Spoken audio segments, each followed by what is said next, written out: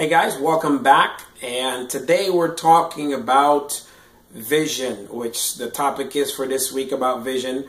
Earlier in the week, basically on Monday, I got the hiccups today, by the way, we started talking about not just vision, but the three elements of vision, how I see it, to really the things that you can focus on to expand and extrapolate to really get your vision. So today, the topic we're going to talk about is love. So love and how it really portrays in building your vision.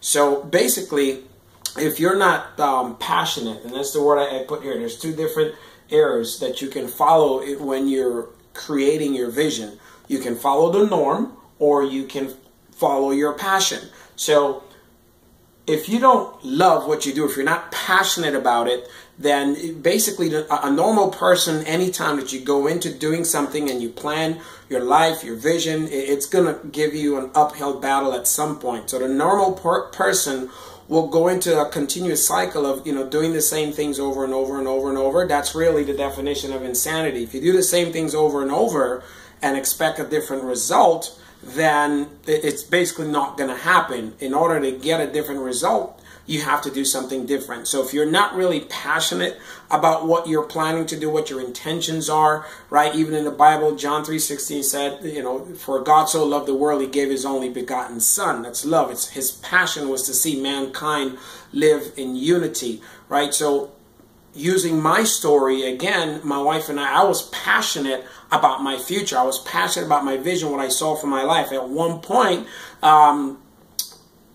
I was so passionate about it. We were living in the car. We started to earn a lot of money in what we were doing, but we didn't get out to go then and try to, rent an apartment. In fact, we actually did for a while, and I realized that that was insane to rent an apartment and keep paying into an apartment, something that I wouldn't own. So we end up starting to save a lot of the money we were making and put it together. My wife at the time thought I was crazy, but sometimes you do have to be a little insane, right? Passionate about what you're doing.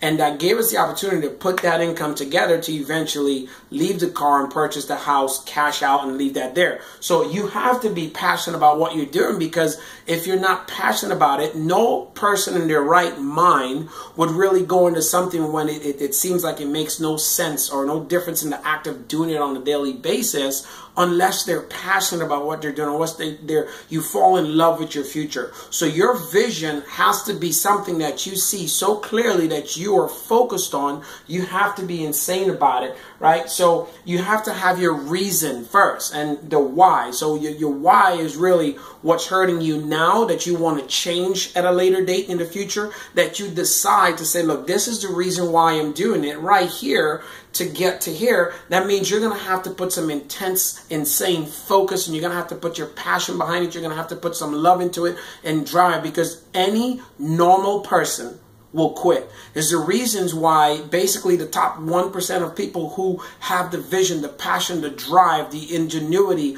or the entrepreneurs to go out and build a business, whereas the other 99% of the world will follow and work in that business model that's already established. See, the person who always have the greatest risk will always have the greatest reward. So you have to be able to put down on paper, which we're going to talk about in another segment, is basically writing down your vision in a statement. It's called a vision statement. So we're going to give the elements for that. So you have to be a little insane about it. You have to have a drive, because when push comes to shove, that's a meaning. Actually, that's one of the idioms that's in my book, The Philosophy of Success. When push comes to shove, those who have that drive won't quit.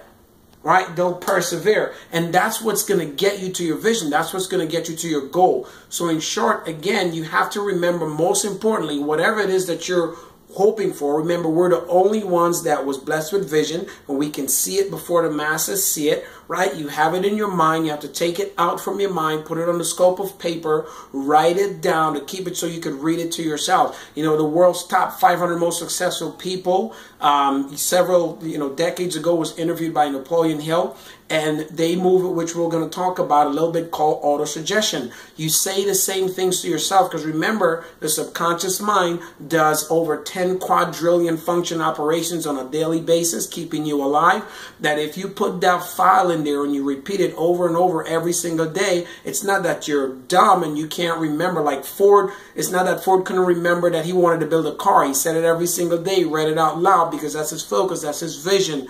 Things will come into your day and interrupt your pattern of function. So you have to have an insane, intense focus that you're passionate about, that you're able to continue. So take that into consideration, guys. We'll see you in the video tomorrow. We're going to be talking more about fate and how you put it all together. And before the week is over, we're going to do an interview with some really exciting people. You definitely want to be in a tune in tomorrow and Friday to get those. So with that, guys, take care, take charge. Remember, it's okay to be insanely focused and passionate on your goal and your future so that you can accomplish your vision. Take care. God bless you, and see you tomorrow.